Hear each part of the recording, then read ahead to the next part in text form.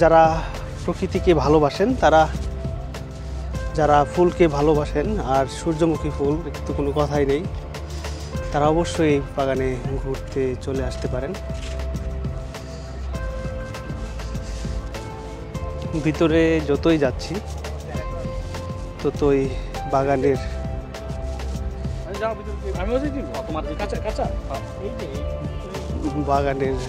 যে বিশালতা এটা দেখতে পাচ্ছি।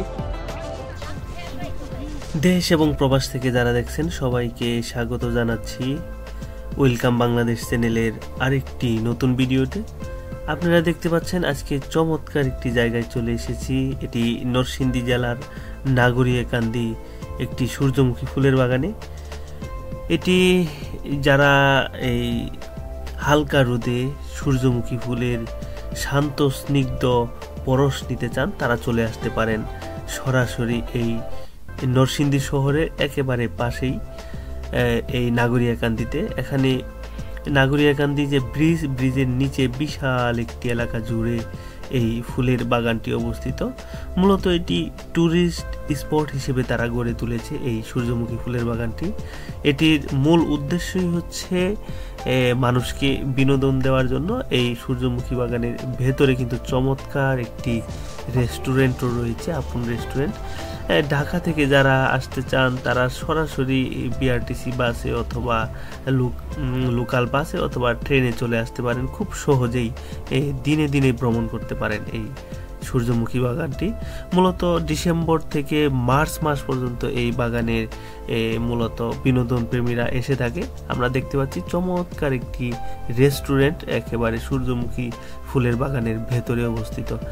এখানে যারা দিনব্যাপী এসে সূর্যমুখী ফুলের সাথে ছবি তোলা থেকে শুরু করে বিভিন্ন ধরনের ভিডিও ফটোশুট করতে চান, যারা সূর্যমুখী ফুলকে ভালোবাসেন মূলত তারাই চলে আসতে পারেন এই নাগরিয়াকান্দি সানফ্লাওয়ার গার্ডেনে। মেঘনা নদীর একেবারে পাশেই এই নাগরিয়াকান্দি সানফ্লাওয়ার গার্ডেনটি অবস্থিত। আপনারা দেখতে পাচ্ছেন মেঘনা নদীর সেই সুবিশাল নীল জলরাশি। বাগানের একটি বৈশিষ্ট্য হচ্ছে কিছু ফুল একেবারে ফুটে গেছে আর কিছু ফুল ফোটা শুরু হচ্ছে। তার মানে বাগানটাকে কন্টিনিউ করার জন্য বাগানের মালিক এই প্রচেষ্টা করেছে। এই যে এইখানের ফুলগুলো এখনো ফুটেনি, কেবল ফোটার মতো হয়ে আসছে এই দিকের গুলো।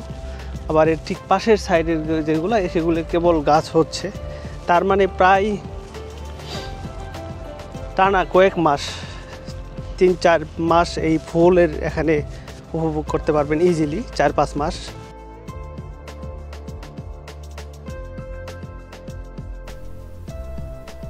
ভিডিওটি ভালো লাগলে অবশ্যই আমাদের চ্যানেলটি সাবস্ক্রাইব করবেন এবং পরবর্তী নিত্য নতুন ভিডিও পেতে আপনারা আমাদের সাথেই থাকবেন। সবাই ভালো থাকুন, সুস্থ থাকুন, সুন্দর থাকুন। আল্লাহ হাফেজ।